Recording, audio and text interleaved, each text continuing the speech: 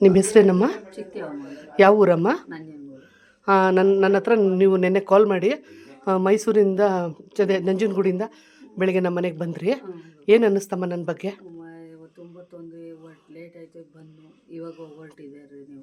ಅಲ್ಲಮ್ಮ, ನೀವು ಬೆಳಗ್ಗೆ ಕೆಲ್ಸಕ್ಕೆ ಬಂದ್ರಲ್ಲ, ನಾನು ಬೆಂಗಳೂರು ಕೆಲಸ ಇದೆ ಅಂತ ನಿಮ್ಮನ್ನು ಕರೆಸ್ದೆ.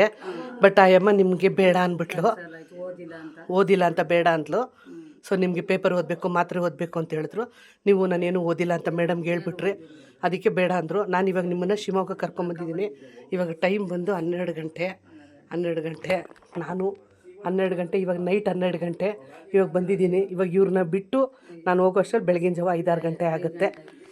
ಇವರು ಮನೆ ಕೆಲಸಕ್ಕೆ, ಅಡುಗೆ ಕೆಲಸಕ್ಕೆ ಇಲ್ಲಿ ಗಂಡ ತಾತ ಅಜ್ಜಿನ ನೋಡಿಕೊಂಡು ಮನೆ ಕೆಲಸ ಅಡುಗೆ ಮಾಡಿಕೊಂಡು ಇಲ್ಲಿ ಇರಿ ಅಮ್ಮ. ಗೊತ್ತಾಯ್ತಾ? ಏನಾದರೂ ಪ್ರಾಬ್ಲಮ್ ಇದ್ದರೂ ನನಗೆ ಕಾಲ್ ಮಾಡಿ ಅಮ್ಮ. ಗೊತ್ತಾಯ್ತಾ? ನಿಮ್ಮ ಪೇಮೆಂಟ್ ಎಲ್ಲ 1ನೇ ತಾರೀಕಿಂದ 5ನೇ ತಾರೀಕೊಳಗೆ ನಿಮ್ಮ ಅಕೌಂಟ್ಗೆ ಹಾಕ್ಬಿಡ್ತೀವಿ. ಗೊತ್ತಾಯ್ತಾ? ನಿಮ್ಗೆ ಏನಾದರೂ ಎಮರ್ಜೆನ್ಸಿ ಇದ್ದರೆ ಒಂದು 500-1000 ಆ ಥರ ಬೇಕು ಅಂದರೆ ಫೋನ್ ಮಾಡಿ ನನಗೆ.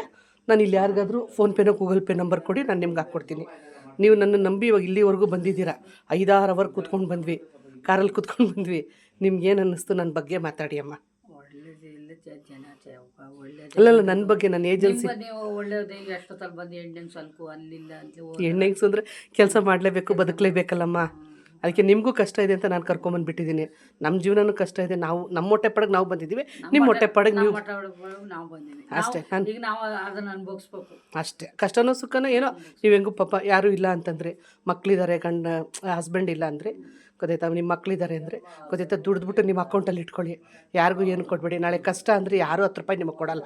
ಗೊತ್ತಾಯ್ತಾ? ಜೀವನದಲ್ಲಿ ಚೆನ್ನಾಗಿರಿ. ನಮ್ಮ ಏಜೆನ್ಸಿಗೂ ಒಳ್ಳೆ ಹೆಸರು ತಂದು ಕೊಟ್ಟು ಬನ್ನಿ. ಇಲ್ಲಿ ಬಿಟ್ಟಿರೋ ಓನರ್ಗೂ ಒಳ್ಳೆ ಹೆಸರು ಕೊಡಿ ಅಮ್ಮ. ಆಯ್ತಮ್ಮ, ನಮಸ್ಕಾರ ಅಮ್ಮ, ನಮಸ್ಕಾರ. ಥ್ಯಾಂಕ್ ಯು ಅಮ್ಮ.